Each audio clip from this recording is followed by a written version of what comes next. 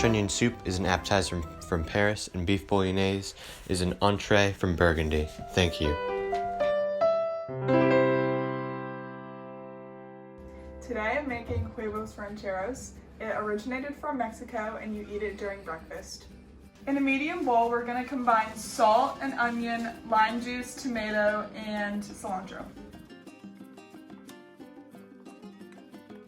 Now we're going to be making the beans, so we're going to put a saucepan over medium heat and simmer 2 teaspoons of olive oil.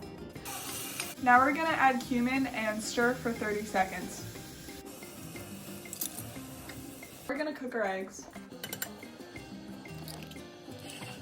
Now we're going to warm our tortillas on a pan.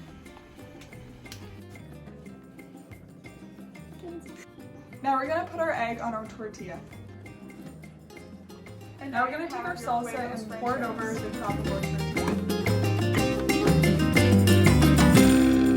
Hi, I'm Maryanne, and today we'll be making Mexican baked strawberry empanadas.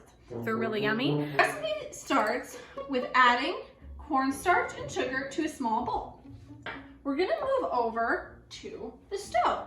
Okay, now that all the butter is melted into the water and it's all nice and mixed together, we are going to start adding our sugar and cornstarch mixture that we did before. I used about a carton of strawberries for this, for about 6 empanadas. So almond vanilla, you can really smell the almond, it smells really good.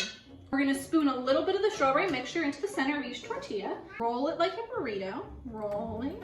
We're going to seal up the sides because we want to make sure that our mixture stays inside. We don't want it to come spilling out when it's cooking. Seal it all in with our nice butter, and then we're gonna put our cinnamon sugar on top. We already have the oven on, as I already said, so we're just gonna open them up. They smell really good. Okay, we're gonna take you.